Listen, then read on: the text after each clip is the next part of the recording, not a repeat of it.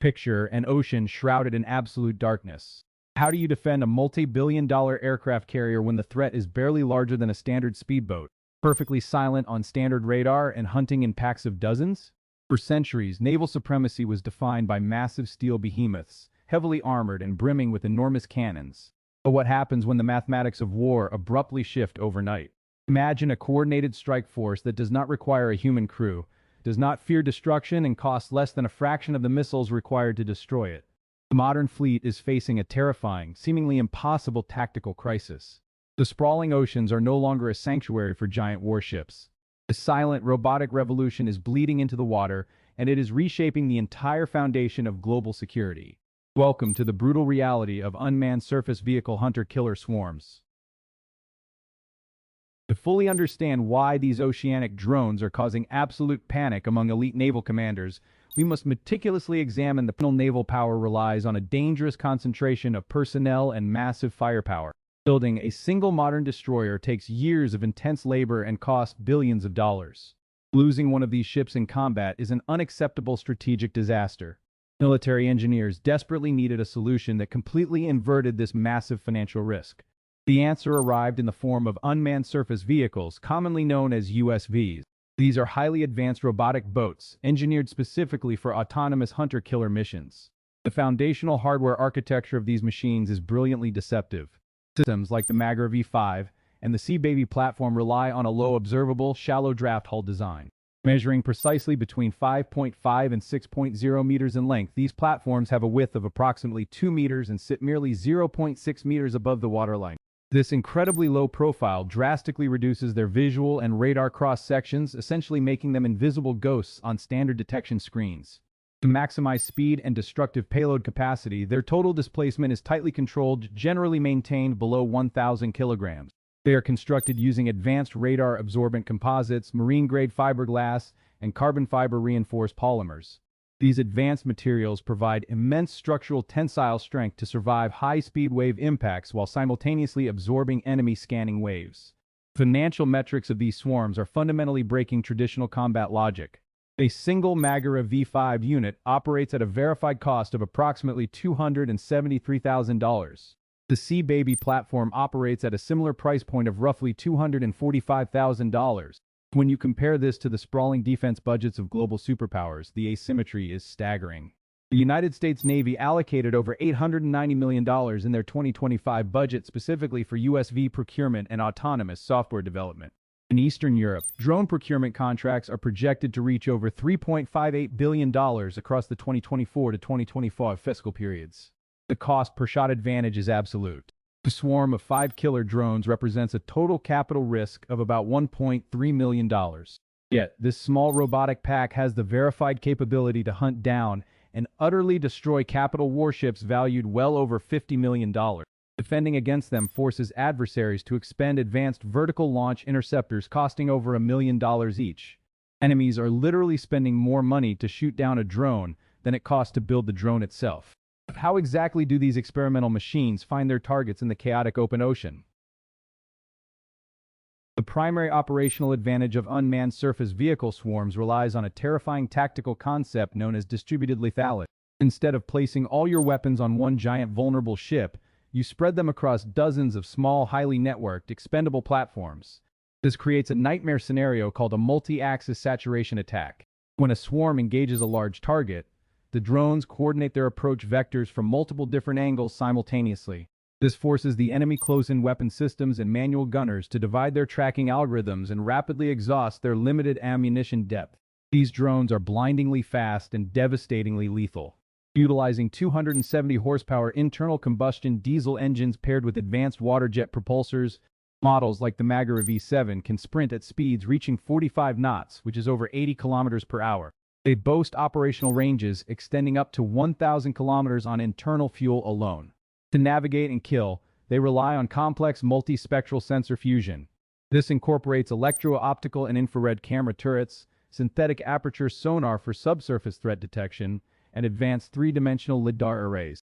Targeting loops are closed using artificial intelligence object detection models like YOLO version 8, which allows the drone to process real-time video and instantly distinguish. They deliver brutal kinetic payloads ranging from 300 kilograms all the way up to 850 kilograms of focused explosives. Furthermore, non-kinetic variants are deployed to act as persistent low-cost sensor grids, establishing continuous domain awareness in contested waters without risking human lives. Yet, despite their overwhelming power, these robotic assassins are severely bound by unforgiving laws of physics and harsh logistical constraints. Their primary weakness is thermal management. High-performance diesel engines and heavy onboard edge computing clusters generate massive amounts of waste heat. This necessitates continuous seawater intake cooling, but the remaining thermal output creates a massive infrared signature. Airborne helicopters and maritime patrol aircraft equipped with thermal optics can easily detect this heat trail and destroy the drone long before its terminal approach. The ocean environment itself is equally unforgiving. When weather conditions reach sea state 4, featuring wave heights over 1.25 meters, the hydrodynamic performance drops exponentially. Violent pitching and rolling disrupts line-of-sight radio communications and introduces massive motion blur into the LiDAR mapping software.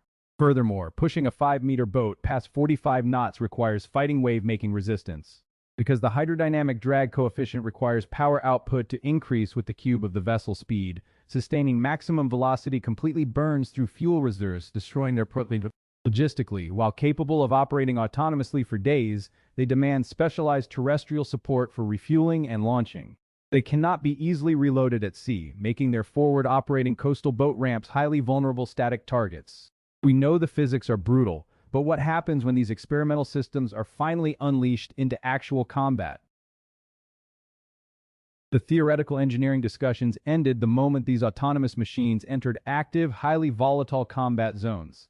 The real-world performance of hunter-killer swarms has yielded a complex mixture of monumental historical achievements and deeply concerning technical failures. On February 1, 2024, the entire world witnessed a verified shift in naval warfare. Multiple Ukrainian MAGURA V5 drones executed a perfectly coordinated swarm attack in the Black Sea near Lake Donislav, Crimea. Slipping entirely past physical harbor defenses, the drones utilized their onboard terminal visual guidance modules to lock onto the Russian Tarantul-class missile corvette. The resulting kinetic impacts from their 300-kilogram directed explosive warheads caused catastrophic hull failure, sending the massive vessel straight to the bottom of the sea. Just over a year later, on May 2, 2025, an even more radical strategic shift was recorded. MAGURA V7 drones, completely abandoning their traditional surface strike role, successfully utilized modified AM-9 Sidewinder. This unbelievable event proved that low-profile surface drones could effectively hunt and destroy advanced airborne targets. However, the deployment of this autonomous technology has not been entirely flawless. Operations conducted by the United States Naval Forces Central Command Task Force 59 and the Fifth Fleet have routinely exposed critical vulnerabilities in the digital architecture. While the physical hardware remains highly durable, the critical swarm communication networks frequently fragment when subjected to dedicated military-grade electromagnetic interference. When enemies deploy intense signal disruption, the drones are completely cut off from satellite guidance. Forced to rely entirely on inertial navigation systems, they suffer from severe positional drift, loss of target lock, and inevitable mission abort. Furthermore, unarmed sensor platforms have been physically captured or disrupted by adversarial forces operating in the gray zone, highlighting the extreme operational risk of deploying unarmed artificial intelligence sensors in highly contested international waters. Despite these undeniable setbacks, the official global deployment timeline is accelerating at an unprecedented pace. The United States Department of Defense, heavily influenced by the Replicator initiative, has explicitly categorized these autonomous platforms as a Tier 1 capability. The official project roadmap mandates a complete shift from localized testing and evaluation directly into mass-scale fleet integration between the years 2026 and 2020. This monumental effort is driven by heavy collaboration between government agencies and prime defense contractors. Organizations like Naval Sea Systems Command are actively managing contract execution for scaling up maritime autonomy architectures. Commercial engineering firms like Saildrone, Martak, and Saronic are working alongside the Security Service of Ukraine and the 385th USV Brigade to pioneer combat adaptive. While mass procurement budgets are already allocated, data regarding specific classified deployment numbers for the post-2030 theater, including exact Pacific Fleet drone allocation densities, remains completely unavailable to the public. What other secrets are hiding just beneath the surface?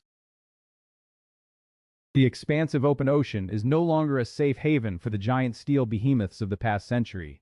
As autonomous machines continue to evolve and adapt, the very definition of naval supremacy is being completely rewritten by innovative engineers and artificial intelligence architects.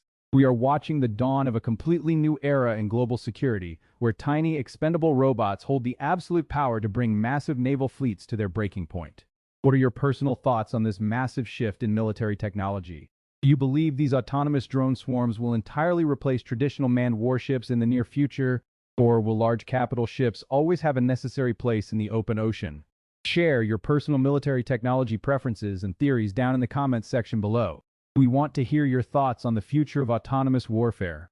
If you found this deep dive into the brutal realities of modern naval combat fascinating, please take a moment to like the video and subscribe to the channel for more future warfare analysis.